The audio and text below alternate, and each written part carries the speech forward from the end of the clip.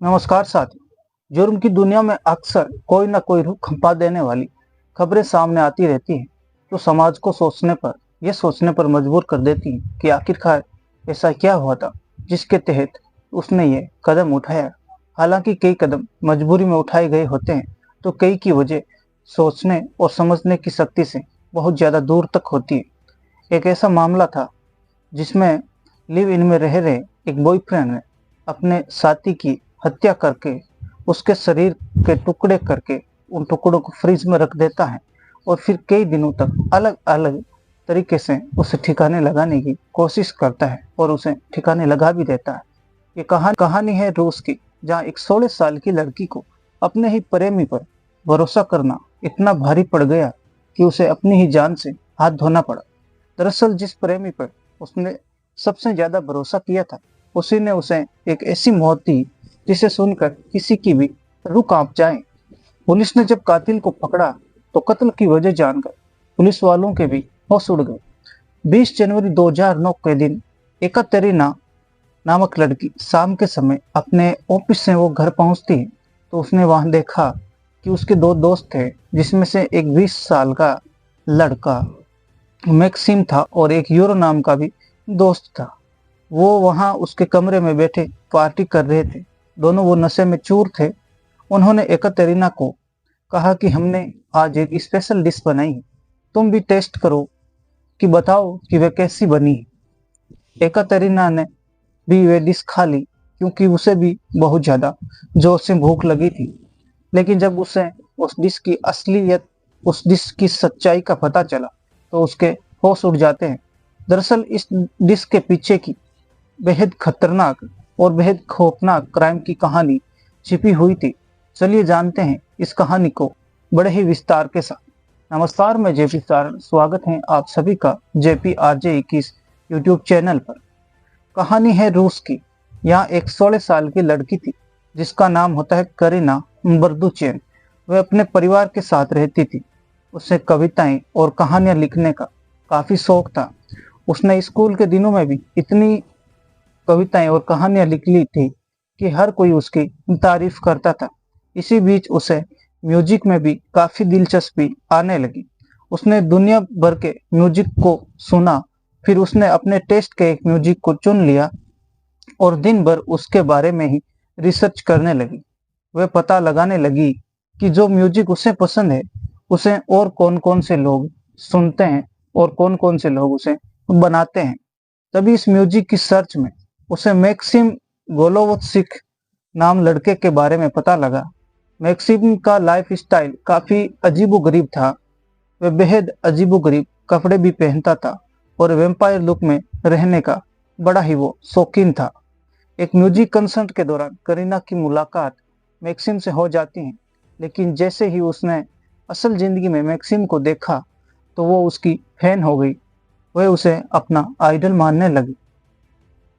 वह उसे इतनी प्रभावित हुई कि उसी की तरह कपड़े पहनने लगी और उसी की तरह वैम्पायर मेकअप करने लगी। लेकिन जब उसकी माँ नादिया को इसके बारे में पता चला, तो उन्होंने करीना को मैक्सिम से दूर रहने के लिए कहा। लेकिन मैक्सिम की दीवानगी करीना पर इस कदर हावी हो गई थी कि वे उसे छुप छुप कर भी मिलने लगी थी, जिसकी भनक उसकी माँ को जरा सी भी नहीं लगी। कुछ समय बाद दोनों के बीच अफेयर भी शुरू हो जाते हैं। समय बीतता गया। फिर आया 19 फरवरी 2009 का दिन। सुबह होते ही करीना स्कूल के लिए निकली। स्कूल खत्म होते ही वह ग्रुप स्टडी के लिए अपनी दोस्त के घर गई। जब उसकी माँ को पता लगा कि करीना ग्रुप स्टडी करने के लिए अपनी एक दोस्त के घर पर है, तो उन्होंने उससे कहा कि अगले दिन सुबह 7 बजे से पहले घर आ जाना। लेकिन अगले दिन करीना जब घर नहीं पहुंची, तो नादिया ने करीना की दोस्त को पूछा कि उनकी बेटी कहाँ पर है। करीना की दोस्त ने बताया कि करीना तो पिछले दिन ही शाम को उसके घर से निकल गई थी। उसी दिन उसे किसी दोस्त का फोन आया था, जिसके बाद वह उसके घर से निकल गई। नादिया ने करीना के और भी कई दोस्तों को फोन किया, लेकिन कहीं से भी उसका पता नहीं चला। जिसके बाद नादिया ने सीधे पुलिस में करीना की गुमशुदगी की रिपोर्ट लिखवाई। पुलिस ने तुरंत छानबीन भी शुरू कर दी। अगले 2 हफ्तों तक ये छानबीन चलती रही, लेकिन पुलिस के हाथ कोई सुराग नहीं लगता। इसी बीच नादिया ने करीना के कमरे को खंगाला तो उसे वहां एक डायरी मिलती है। इस डायरी में करीना बहुत सी कविताएं लिखती थी। ये सभी कविताएं उसने एक मैक्स नाम के लड़के या एक व्यक्ति के लिए लिखी थी। ये सभी कविताएं मैक्स नाम के लड़के के लिए लिखी थी। नादिया को यह समझते देर नहीं लगी कि ये मैक्स वही मैक्सिम है जिसके साथ करीना की दोस्ती थी। उन्होंने पुलिस को वह डायरी सौंप दी। साथ ही ये भी शक जताया कि मैक्स को शायद करीना के बारे में पता होगा। लेकिन पुलिस ने नादिया की बात नहीं मानी और मैक्सिम से कोई पूछताछ नहीं की। दरअसल पुलिस को यह लग रहा था कि मैक्स महज एक काल्पनिक व्यक्ति है जिसे वो मानकर करीना कविताएं लिखा करती थी। उसका असल जिंदगी में कोई अस्तित्व नहीं है। फिर ठीक 2 हफ्ते बाद पुलिस को एक फोन आया जिसमें एक शख्स ने पुलिस को बताया कि उसे एक कूड़ेदान से बहुत तेज दुर्गंध आ रही है। हो न हो यहाँ कुछ तो गड़बड़ है। पुलिस तुरंत वहां पहुंची तो पाया कि कूड़ेदान में एक टुकड़ों में कटी लाश पड़ी थी। वो लाश काफी सड़ चुकी थी, लेकिन कपड़ों से उस लाश की पहचान हो जाती है। वह लाश थी करीना की।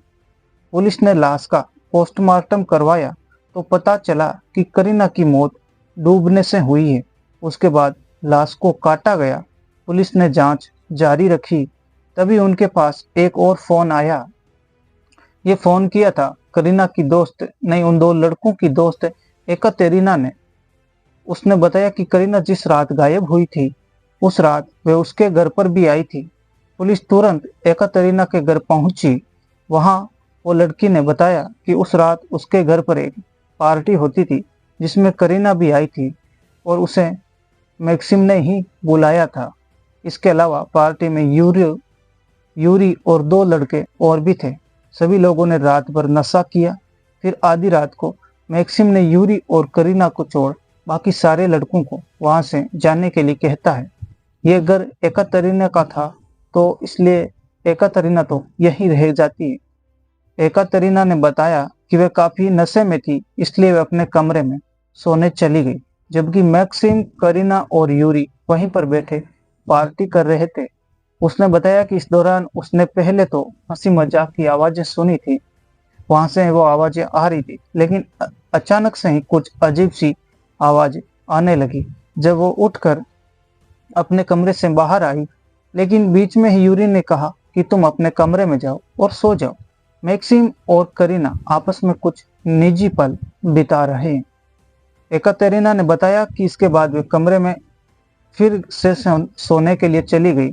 उसने बताया कि अगले दिन यानी 20 फरवरी 2009 को जब वे उठी तो उसने वहां करीना को नहीं देखा। जब उसने मैक्सिम और यूरी से पूछा कि करीना कहाँ है तो उन्होंने कहा कि वे यहाँ से चली गई। फिर वो लड़की कहती है कि वे इसके बाद अपने ऑफिस के लिए निकल गई। इसके बाद जब वे घर आती है, वापस लौटती हैं, तब भी मैक्सिम और यूरी वहीं पर उसके घर में बैठे हुए थे। उन्होंने उसे मीट खाने को दिया। जैसे ही उसने वे मीट खाया तो मैक्सिम ने बताया कि ये करीना का ही मीट है। ये सुनते ही एकतेरिना के होश फाख्ता हो जाते हैं।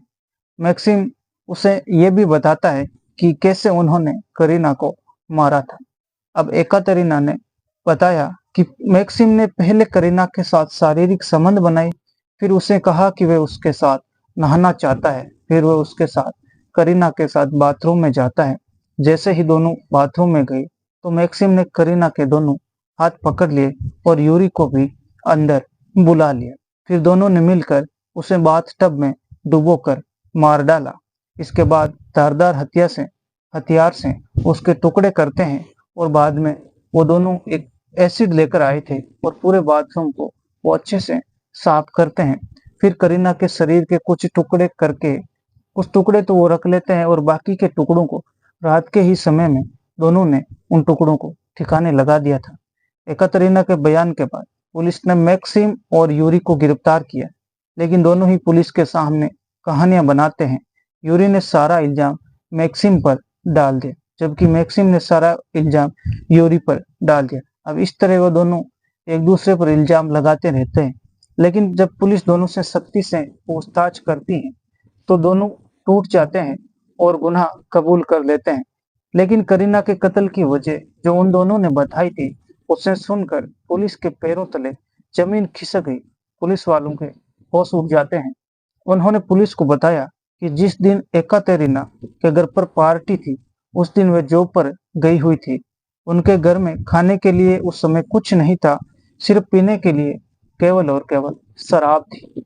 दोनों शराब पीते हैं और सोचा कि क्यों ना हम दोनों खाने के लिए मीट बाहर से न खरीदें, बल्कि मीट को ही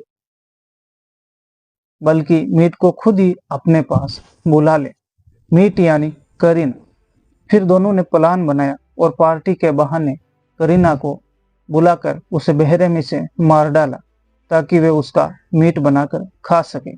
पुलिस ने फिर दोनों को कोर्ट के समक्ष पेश किया, जहां मैक्सिम को 19 साल की सजा होती है और यूरी को 18 साल की सजा सुनाई जाती है। तो दोस्तों, ये थी एक ऐसी लड़की की भयंकर और डरावनी और खौफनाक मर्डर की कहानी, जिसमें उसकी हत्या उसका ही प्रेमी कर देता है। हत्या तो करता ही है, साथ में उसकी लाश के साथ इतनी बर्बरता करता है कि उसे टुकड़े टुकड़े करके और उसके मीट को ही वो लड़का खा जाता है। दोस्तों, कहानी सुनाने का उद्देश्य किसी की भावना के साथ खेलना नहीं है, किसी की भावना को किसी को परेशान करना नहीं है, बल्कि समाज में हो रहे इन अपराधों के बारे में आमजन को सावधान करना है, सतर्क सतर्क करना है। आज की कहानी में बस इतना ही। मिलते हैं अगली एक सच्ची कहानी के साथ। तब तक के लिए सावधान रहिए, सुरक्षित रहिए और अपने परिवार का ख्याल रखें। जय हिंद, जय भारत।